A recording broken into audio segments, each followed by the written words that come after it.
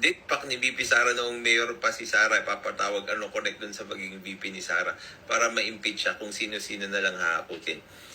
Kwento ko naman na sa inyo yan, Manila Zero. Okay? They don't care about evidence.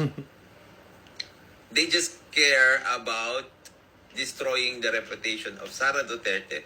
So Sara Duterte will not win in the 2028 elections if they cannot impeach Sara Duterte. Alam nyo, ganito kasi yan. Ganito kasi yan. They want to sway the masses. Yung mga masa na maka-Duterte, gusto nilang baguhin yung pag-iisip nila at isipin na masamang tao si Duterte at dapat hindi siya maging presidente sa 2028 at hindi rin siya dapat umupong vice president na. Alam niyo kung bakit yan ang ginagawa nila? Kasi kung masusway nila yung utak ng mga masa, malamang baka makakuha sila ng 16 votes. Who cares about evidence? Kayo-kayo lang kasi, medyo delusional kasi kayo, iniisip nyo na parang, uy, trial ito, uy, bawal dyan. Walang bawal dyan. Sila nga gumagawa ng sarili nilang rules. Diba? Nakita nyo nga yung ginawa nila sa quorum. Nakita nyo nga kung paano nila binubutcher yung Constitution. Constitution na yan, ha? Minamassacre pa nila. Paano pa kaya yung simpleng rules lang nila? Paano lang kaya yung simpleng rules on evidence? Ginawa na nila kay Corona yan. They can do it again. Alam nyo, dapat nung panahon pa lang ni Corona, kung nag-iisip talaga yung mga Pilipino, hindi na dapat binoto ng mga Pilipino yung mga senador na nag-convict kay Corona. Because first and foremost, mali na yung conviction kay Corona. Diba?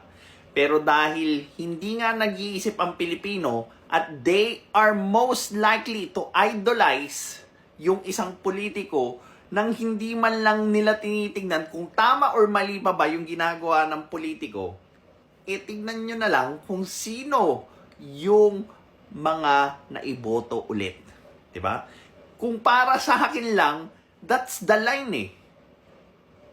Mali na yung ginawa nyo ng impeachment, dapat hindi na kayo binoto ng mga tao. Pero dahil hindi nga alam ng mga tao kung paano tumingin ng tama at mali, naiboboto pa rin kayo.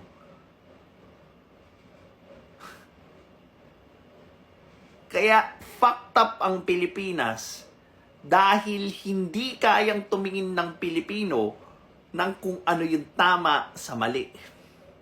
Diba? Walang problema sa impeachment eh. Kung ganun lang sana yung pananaw ng Pilipino. Okay, fine. Kinonvict yung isang inosente. Diba? Pwedeng bawian ng Pilipino yung mga senador na nag-convict ng mali. Pero dahil sa tingin nga nila, dapat talagang makonvict ang isang Corona noon, ayan, naiboto ulit. Kaya galit na galit si Miriam noon, di ba? Na kay ex-Justice Corona, yung mga present nila na bank records, present nila ng mga titulo ng lupa, they're not even authenticated. They didn't even come from O di ba? Kangaroo court. Kangaroo court yung ginawa nila. Ngayon, ito yung mangyayari dyan. Magko-convict ulit sila ng mali-mali nang hindi tumitingin sa ebidensya. Tapos, you know what? Yung mga influencers, yung magka-calm down doon sa maling pag-convict ulit ng mga senador na yan. Diba? Sila yung magsasabi, oh, tama yung ginawa nila, ganito, ganyan, without even looking at the evidence. Without looking kung tama or mali ba yung pag-convict. Kasi again, nakabase lang naman yung desisyon nila sa politika, hindi sa kung ano yung tama at mali. Diba? Kaya pag wala kang critical thinking, kontrolado ka na kagad nung mga politiko at nung mga influencers na hinayaan mong mag-isip para sa'yo.